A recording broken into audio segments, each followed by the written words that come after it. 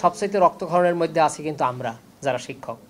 কারণ আমার শিক্ষার্থী যখন নিজের কাছে না থাকে, শিক্ষার্থী যখন শ্রেণীকক্ষে না থাকে, ছাত্র শিক্ষক যখন একসাথে না থাকে, তখন শিক্ষকের আইডেন্টিটি থাকে না। এখন আমরা আইডেন্টিটি ক্রাইসিস কিন্তু শিক্ষকের সবচেয়ে বেশি।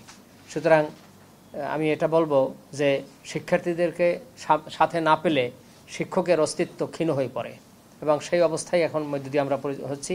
সুতরাং উত্তরণ খুব জরুরি। দায় কার? এটা সব কিছুর দায়ী কিন্তু একটি রাষ্ট্র এবং সমাজ। এই সমাজ এবং রাষ্ট্রে যা কিছু সংগঠিত হবে সব কিছুই কিন্তু আমরা বলি সরকারের উপর দায়, এবং কোনো সন্দেহ নেই সরকারকেই দায় দিতে হবে। তাহলে আমাদের দায়িত্ব কি? আমাদের দায়িত্ব কি? সরকারের দায়িত্ব কি? আমাদের দায়িত্ব হলো সরকারের মাধ্যমে সেই কাজটি করে নেওয়া, এবং সেই কাজটি করে নেওয়ার জন্য যেটি প্রয়োজন হয় সেটি হলো সময় অবশ্যই দিতে হবে। আজকেরই আরেকটি উন্নয়ন ঘটেছে, সেটি হলো মাননীয় প্রধানমন্ত্রী গণভবনের যে দরজা শিক্ষার্থীদের জন্য খোলা।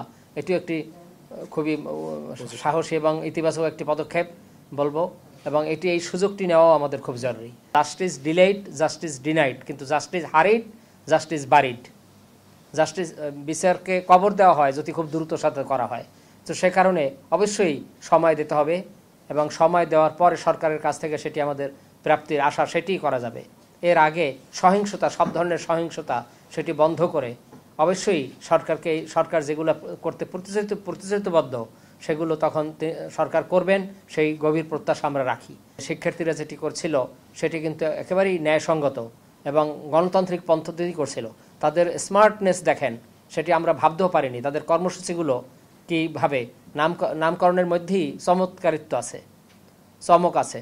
নামকরণ কমপ্লিট শাটডাউন, আবার বলছে মার্চ ফর জাস্টিস। কি অসাধারণ শব্দ! মার্চ ফর জাস্টিস, বিচারের জন্য, ন্যায়তার জন্য, ন্যায্যতার জন্য মার্চ করছি। আবার বলছে রিমেম্বারিং দি হিরোজ, যারা শহীদ হয়েছেন, মারা গেছেন, তাদেরকে স্মরণ জন্য তারাই করছেন। এই ধরনের নানা কর্মসূচি তারা দিচ্ছে, সবটাই কিন্তু গণতান্ত্রিক রীতিনীতি অনুসার। এগুলো প্রত্যেকটাই অধিকারের প্রশ্ন।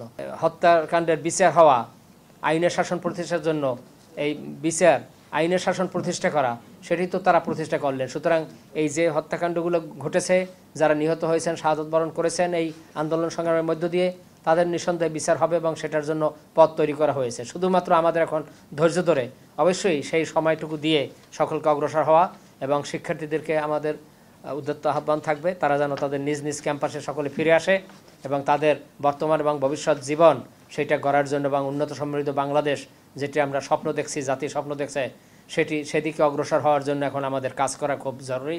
ওই সকল দুষ্কৃতিকারী শত্রুরাই এই সকল কাজ থেকে দূরে আসবে না যারা এই জাতি রাষ্ট্রের উন্নয়ন চায় না, এবং সেই সকল শক্তি কারা সেইগুলোকেও সরকার চিহ্নিত করুক, কারণ সেটাও আমাদের দাবি।